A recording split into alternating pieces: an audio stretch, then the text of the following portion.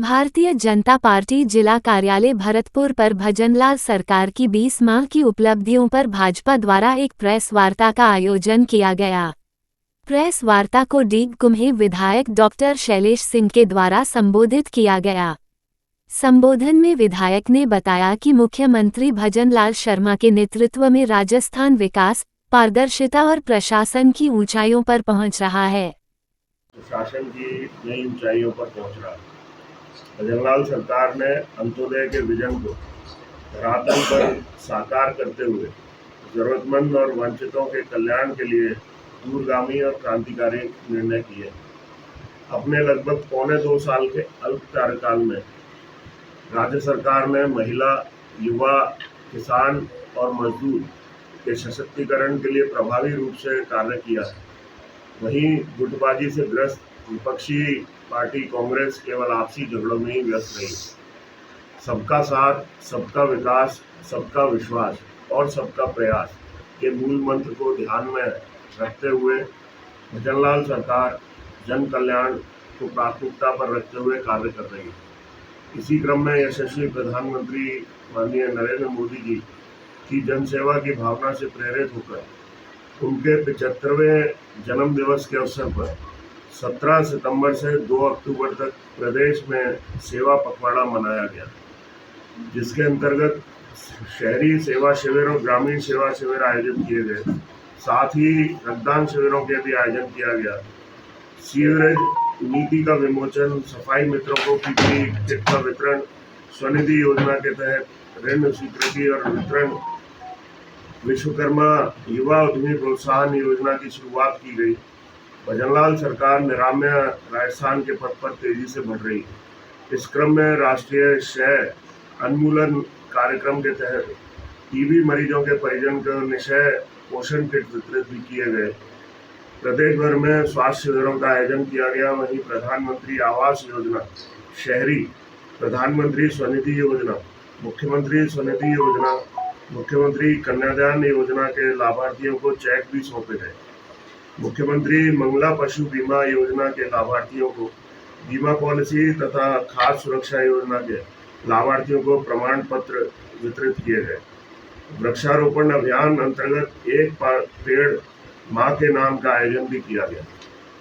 पखवाड़े के दौरान जैतारण में 362 करोड़ रुपए का विकास कार्यों का लोकार्पण और शिलान्यास किया गया। साथ ही डीबीटी के माध्यम से 1,87,000 निर्माण श्रमिक और उनके आश्रितों को 209 करोड़ रुपए की राशि का हस्तांतरण भी किया गया। पंचगौरव योजना के तहत चिन्हित पर्यटन स्थलों के साफ सफाई व रखरखाव के भी कार्य किए गए। दिव्यांगजनों को स्कूटी और उपकरण वितरित किया गया। वहीं 2 अक्टूबर को पखवाड़ा में स्वच्छता अभियान भी चलाया गया। ग्रामीण सेवा शिविर की हम बात करें, जो 17 सितंबर से 4 अक्टूबर 2025 तक आयोजित हुआ।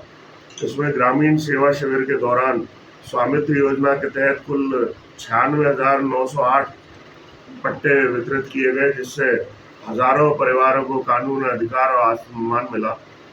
आपसी समन्वय से विभाजन के 13,848 लंबित प्रकरणों के निस्तारण किया गया।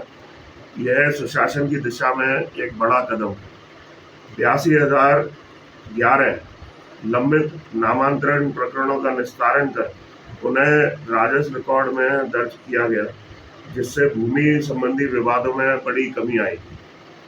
भूमि राजस्व अधिनियम 1956 की धारा 136 के तहत कुल 90,713 प्रकरणों का निस्तारण किया गया।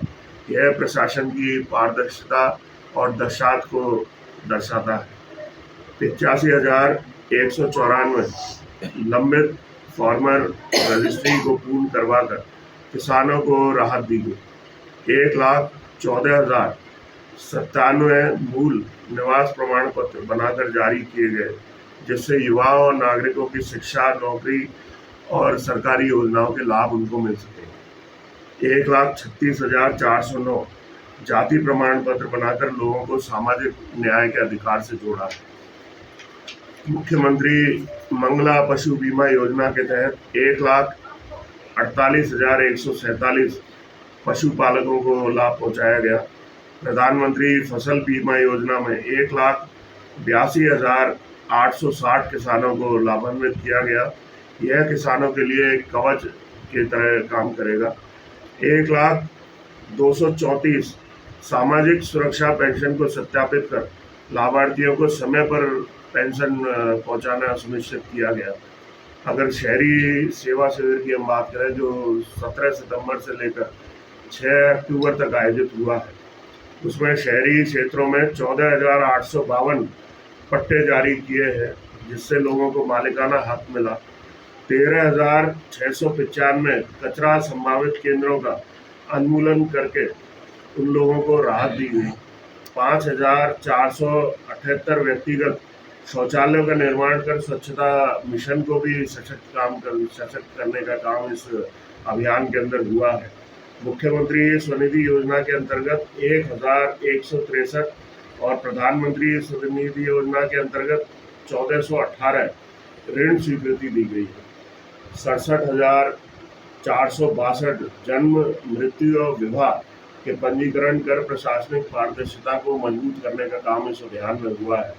13,492 नई स्ट्रीट लाइट लगाकर शहरी गलियों को रोशन किया गया है। इस अवधि में कुल 5,938 निशय मित्र भी बनाए गए। 71,688 व्यक्तियों को टीबी स्क्रीनिंग कर स्वास्थ्य सेवाओं का लोगों तक पहुंचाया गया। शिविर के दौरान 2,303 पोषण किटों का भी वितरण इन शिविर के अंदर किया गया। हम बात करें सहकार जगत की, तो हमारे माननीय प्रधानमंत्री नरेंद्र मोदी जी और माननीय गृह मंत्री अमित शाह जी और जो सहकारिता मंत्री भी हैं, उन्होंने सहकारिता के माध्यम से प्रदेश को प्रगति के नए आयाम प्रदान करने की बात कही है। सहकार से समृद्धि के संकल्प को साकार करने की दिशा में प्रदेश में 2 अक्टूबर से 15 अक्टूबर तक सहकार सदस्यता अभियान चलाया जा रहा है। अभियान अवधि में लगभग 8,305 पर शिविर आयोजित किए जा रहे हैं। अभियान में सहकारी समितियों के संख्या में 10% वृद्धि करने का लक्ष्य रखा गया है और अब तक लगभग 1.5 लाख नए सदस्य अभियान में बनाए जा चुके हैं, जिसमें युवाओं को, महिलाओं को जोड़ने पर विशेष जोर दिया जा रहा है और उनको लाभ भी इसका मिल रहा है। भजनलाल सरकार में पहले 20 माह में 32,335 फार्म पॉन्ड बनवाए गए, जबकि पिछली कांग्रेस सरकार के पूरे 5 साल मात्र 29,430 फार्म पॉन्ड बने। तो ये मात्र पौने 2 साल की हम बात कर रहे हैं भजनलाल सरकार की। 2,62,00,000 लीटर की तारबंदी खेतों पर करवाई गई है, जो गत सरकार के पूरे 5 साल की तुलना में 2 गुना से भी अधिक है। 77,519 किसानों को पाइपलाइन के लिए अनुदान दिया गया है। पिछली सरकार में 19 माह में मात्र 41,000 किसानों को ही इससे लाभान्वित किया गया। पिछली सरकार के 20 माह की तुलना में 3 गुना से अधिक 46,288 सोलर पंप स्थापित किए गए हैं। हमारी सरकार ने 59,25,000 महिला किसानों को निःशुल्क बीज मिनी किट पहले 20 माह में वितरण किए हैं, जबकि गत सरकार ने इस अवधि में मात्र 16,000 किट वितरित किए।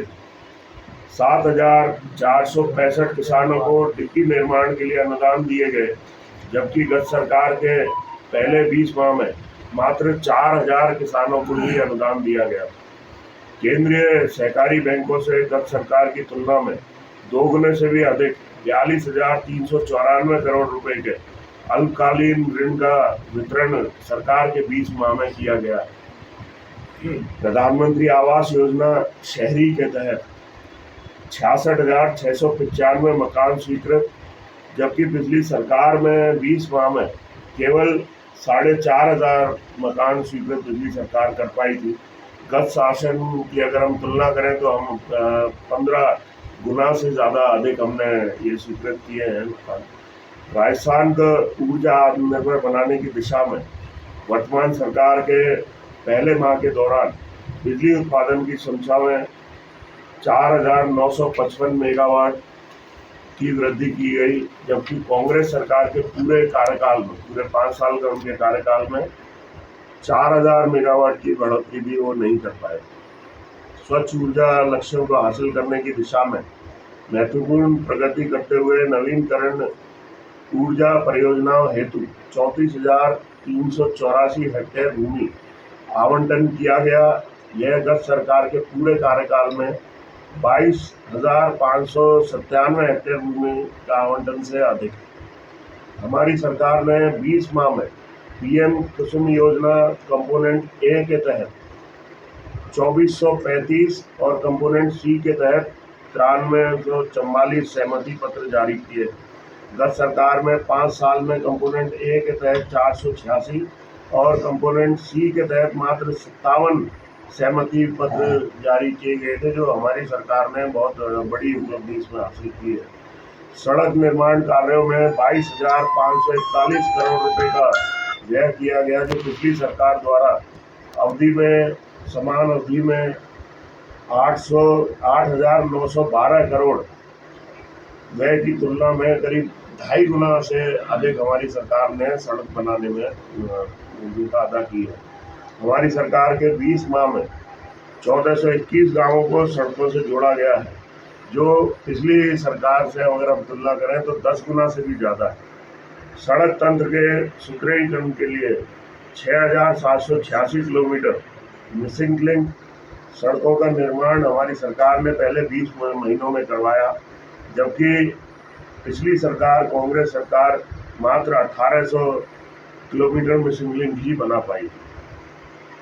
आम जन को निःशुल्क चिकित्सा सुविधा उपलब्ध कराते हुए स्वास्थ्य बीमा योजना में 29.96 लाख लोगों को लाभान्वित किया गया, जबकि पिछली सरकार में मात्र 11 लाख लोगों को लाभान्वित करने का काम हुआ था। हमारी सरकार के समय में 88,800 स्कूली विद्यार्थियों को लैपटॉप और टैबलेट वितरित किए गए, जबकि पिछले शासन में, पिछली कांग्रेस सरकार में मात्र 986 बच्चों को लैपटॉप या टैबलेट वितरित किए गए थे। हमारी सरकार ने पहले 20 माह में 10.5 लाख स्कूली बच्चों को साइकिल देकर स्कूल तक उन्हें आवागमन में आसानी हो, उनका आवागमन आसान हो, जो पिछली सरकार के पूरे 5 साल से भी बहुत ज़्यादा अधिक है। ये हमारी सरकार ने स्कूली बच्चों के लिए काम किया है। भजनलाल सरकार की अगर हम प्रमुख उपलब्धियों के बारे में बात करें तो सबसे बड़ी उपलब्धि है राम जल सेतु लिंक परियोजना, जिसको हमने संशोधित करके पार्वती कालीसिंध चंबल परियोजना भी कहा है। उसकी जनवरी 2024 में एमओयू और दिसंबर 2024 में एमओए हस्ताक्षरित 12,000 करोड़ रुपए के कार्य आदेश जारी किए जा चुके हैं। ताजेवाला हेड हरियाणा में से आवंटित यमुना जल के उपयोग हेतु एमओयू डीपीआर बनाने का कार्य प्रगतिरत। Rising Rajasthan global investment summit 2024 में 35 लाख करोड़ के एमओयू और 5 लाख करोड़ से अधिक के निवेश पर कार्य प्रारंभ। ये मैं आपको बताना चाहूँगा कि कोई पहले भी सरकार इन्वेस्टमेंट समिट करती आई, लेकिन ये भजनलाल सरकार है जिन्होंने सरकार के पहले साल में ही इन्वेस्टमेंट समिट करने का फैसला लिया। और उसके पीछे कारण ये था कि इन्वेस्टमेंट समिट करें, क्योंकि पहली सरकारों में जब इन्वेस्टमेंट समिट होता था तो वो लास्ट के सालों में होता था, जिससे वो धरातल पर इन्वेस्टमेंट नहीं आ पाता था, योजनाएं धरातल पर नहीं आ पाती थी। तो भजनलाल जी ने, माननीय मुख्यमंत्री जी ने ये सोच रखी कि हम राजस्थान में पहले साल में ही इन्वेस्टमेंट समिट करेंगे, जिससे इन्वेस्टर्स राजस्थान में आए और उनका जो इन्वेस्टमेंट हो वो धरातल पर उतरे और राजस्थान की जनता को उसका लाभ मिले, राजस्थान के युवाओं को नौकरियां मिले।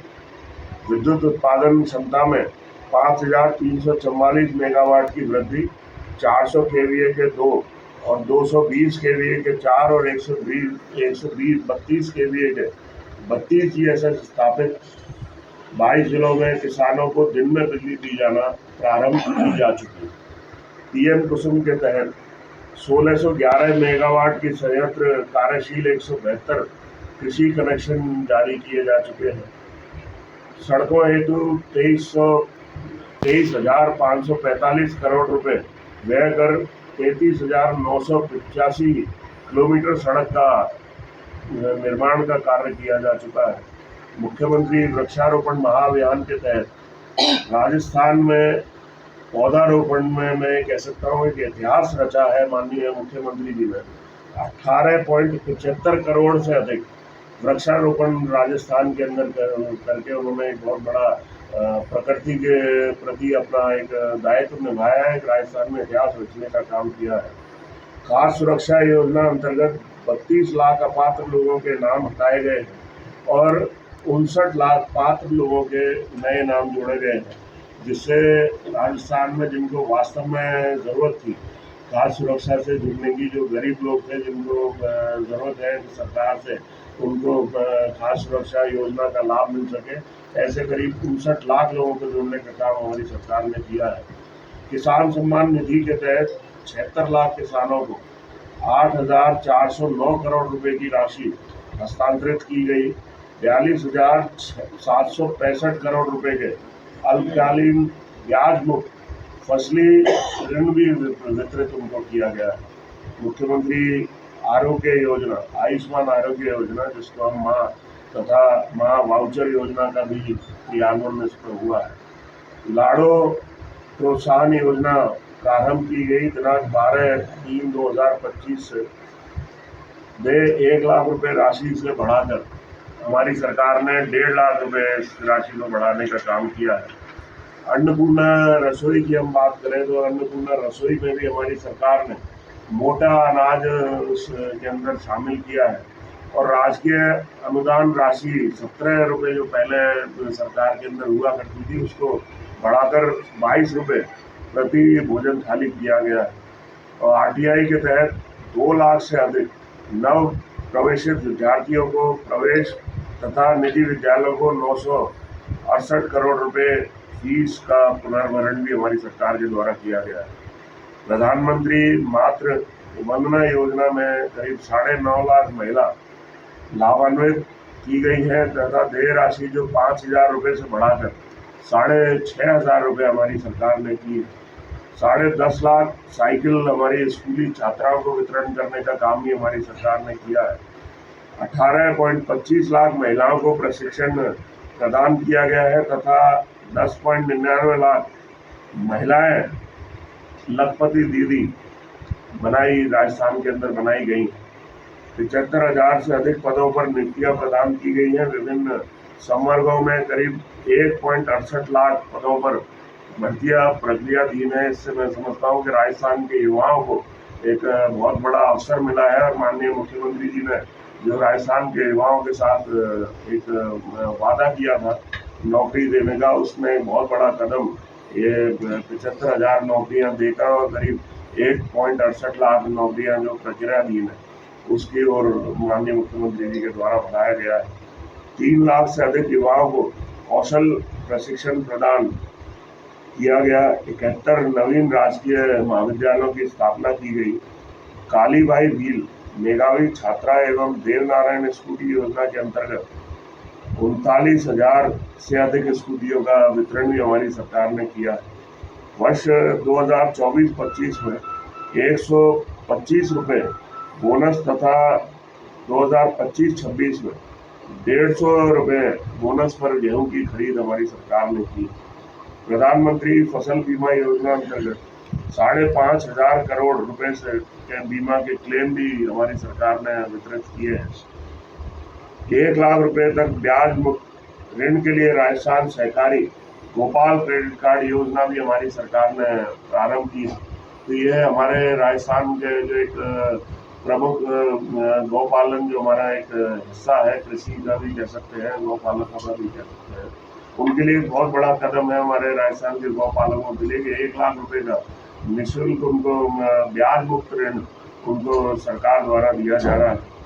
माननीय मुख्यमंत्री मंगला पशु बीमा योजना के तहत 8.95 लाख पशुपालकों के करीब 20.30 लाख पशुओं को पंजीकरण कर 9.70 लाख पॉलिसी जारी करने का काम भी हमारी सरकार ने किया है।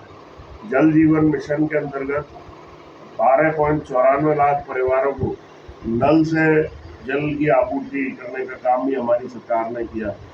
3,551 नए नलकूप तथा 5,522 नए हैंडपंप स्थापित तथा 3.99 लाख खराब पाए हैंडपंपों को भी वापस सुधार करके उनको चालू कराने का काम हमारी सरकार ने किया। राजस्व न्यायालयों द्वारा 3.14 लाख परिवारों का निस्तारण हमारी सरकार की समय अवधि में हुआ है। 8,645 चिकित्सा संस्थानों का आयुष्मान आरोग्य के रूप में परिवर्तन हमारी सरकार ने किया है। 536 मोबाइल वेटनरी यूनिट के माध्यम से 54 लाख पशुओं का उपचार कर 13 लाख पशुपालकों को लाभान्वित करने का काम हमारी सरकार ने किया है। 21 नवीन नीतियों के माध्यम से विभिन्न क्षेत्रों में निवेश का प्रोत्साहन हमारी सरकार ने किया है। और इन सब आंकड़ों की अगर हम बात करें तो ये स्पष्ट दर्शाता है कि हमारी सरकार का, ये भजनलाल सरकार का जो 2.25 साल का जो कार्यकाल रहा है, ये कांग्रेस के पिछले विगत 5 साल का जो कार्यकाल रहा है उससे कहीं ज़्यादा बढ़कर हमारी सरकार ने राजस्थान की जनता को, राजस्थान के किसान को, राजस्थान के युवा को, राजस्थान के महिलाओं को, राजस्थान के पशुपालकों को लाभान्वित करने का काम हमारी 2.25 साल की सरकार में जो हुआ है वो विगत 5 साल की सरकार में उससे कई गुना हमारी सरकार ने करके दिखाया है। बहुत बहुत धन्यवाद।